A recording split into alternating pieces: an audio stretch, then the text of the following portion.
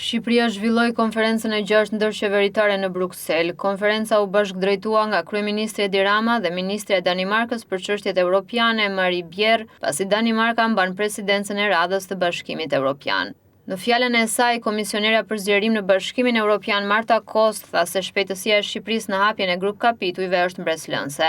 Ajo theksoi se ka ardhur si rezultat i punës së autoriteteve shqiptare ndër vite për të çuar përpara reformat. Kost bëri me dije se ka mbetur vetëm një grup kapitull pa u hapur dhe tha se beson që kjo do të realizohet brenda këtij viti. Shpejtësia e Shqipërisë është mbreslënse, ende nuk ka bërë një vit në detyrë. Dhe kjo është hera e 4 tashmë që ne çelim një grup kapitull negociatash me Shqipërinë gjatë mandatit tim.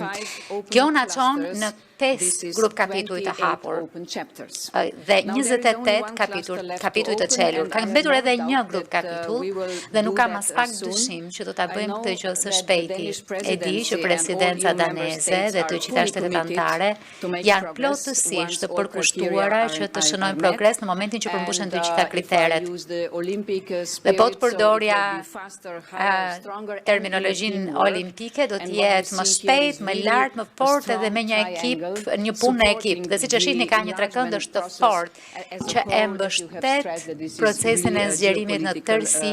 Ky rezultat është rrjedhoje punës së madhe të autoriteteve shqiptare që kanë çuar përpara reformat për gjatë shumë viteve dhe sidomos gjatë këtij viti, pavarësisht zgjedhjeve që janë zhvilluar. Dhe e dim që reformat që ju kërkojmë kandidatët tanë, ndonjëherë nuk janë të lehta, kërkojnë ndryshime themelore.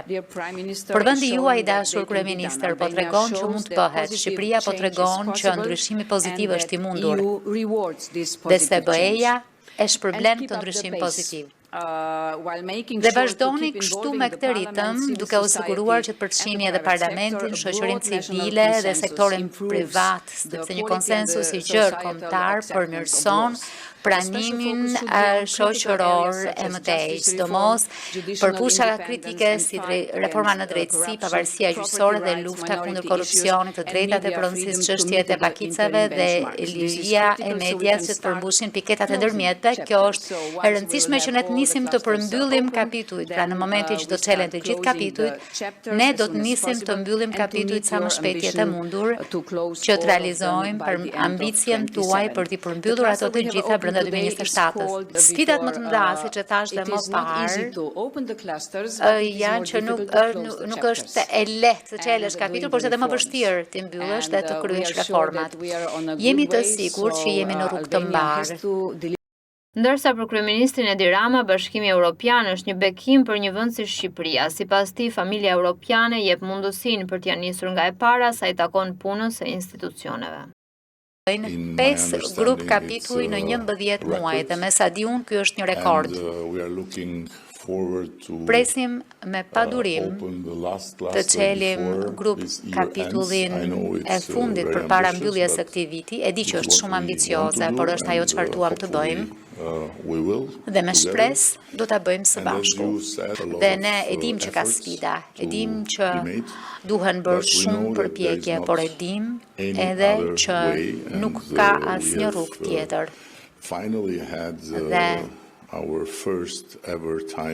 më sfundi, kjo është hera e parë për ne në histori që zgjedhim lirisht me kë duam të martohemi. Jemi martuar me detyrim me perandori të tjera në të shkuarën. Kështu që kjo është një perandori pjesë së cilës duam të jemi, një perandori vlerash. Përmendi Marta dhe kur kuptuam që populli danez është mes mbështetësve më të mëdhenj të antarësimit tonë. Që të kesh nga ana jon vikingët është diçka që të jep mjaft siguri. BE-ja është bekim për një vend si Jyni e për vende si Jyni në rajon. Është një bekim që Afganistani apo Iraku apo të tjerë nuk e kanë pasur. Përmes BE-s ne mund të marrim të gjithë dijen për të ndërtuar institucionet, për të ndërtuar shtetin